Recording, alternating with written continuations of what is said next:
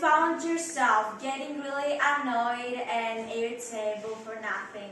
Or suddenly feeling down without knowing why? Going from sadness to anger to joy in just a matter of minutes? Have you ever felt indifferent? Indifferent about your friends, your family? Indifferent about yourself? Indifferent about life? Yes, exactly like a brain-eating zombie. If not, I am really glad that you haven't experienced such an extremely frustrating situation. If you have, the zombies and I can fully understand you. Many of you may consider that it's because of the puberty that I was feeling in such an awful way. But believe me, it was more than this.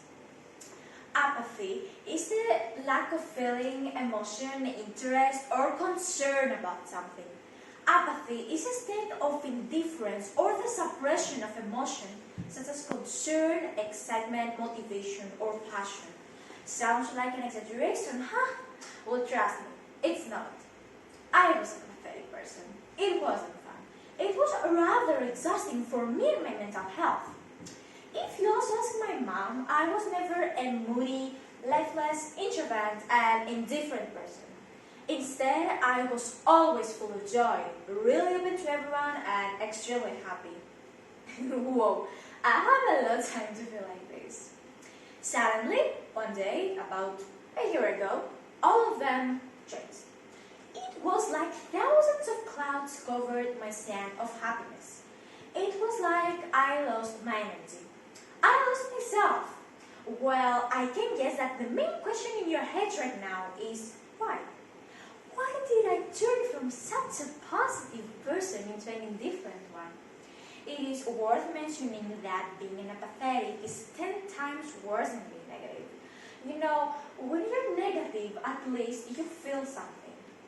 In apathy, it's just a gap, a really deep gap, like my gap in physics. And believe me, that's a really deep gap.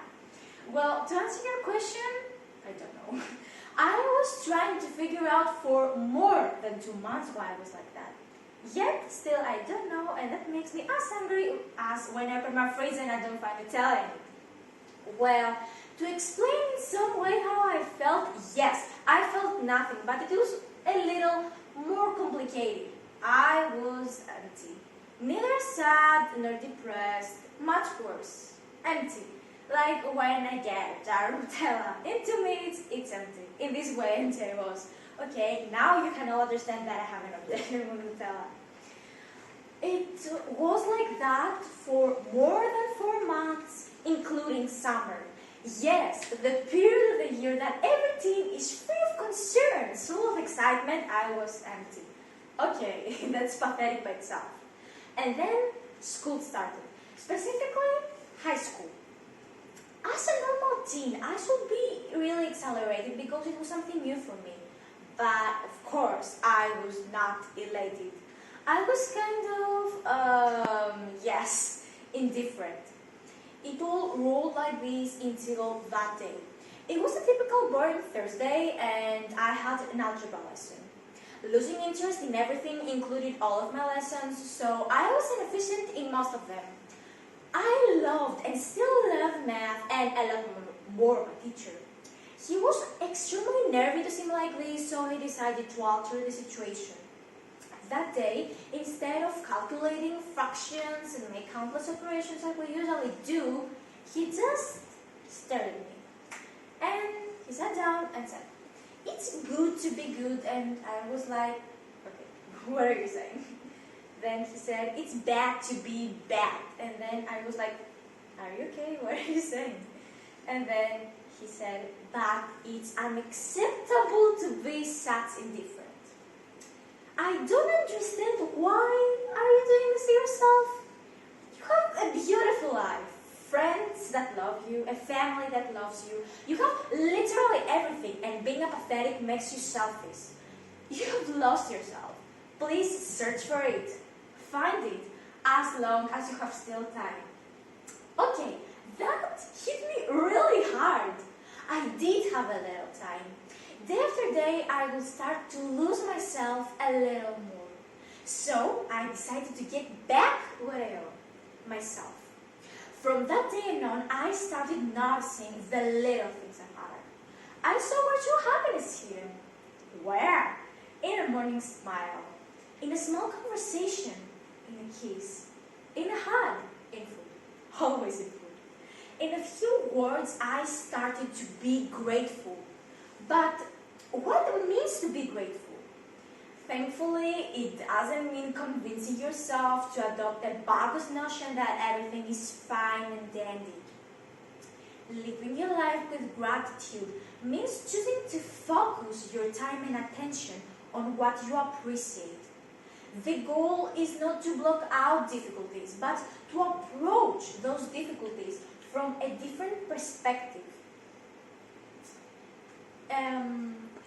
Appreciation softens us. It soothes our turbulent minds by connecting us with the wonderfully ordinary things, big and small, that we might otherwise take for granted. So go ahead. Take gratitude for a spin right now.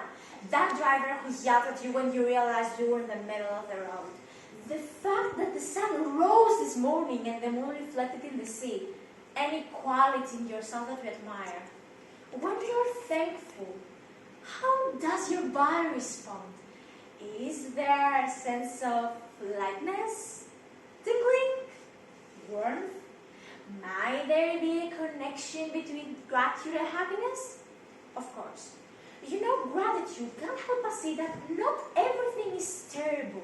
Not all the time anyways. So practicing gratitude can help you see life from another view. That's what I did. So just try to say thank you more. Who doesn't want to be appreciated for their efforts? Saying thanks can be a gift, and it feels pretty good too. Also, try to remember what you appreciate the most. For example, when you're feeling down, just take a moment.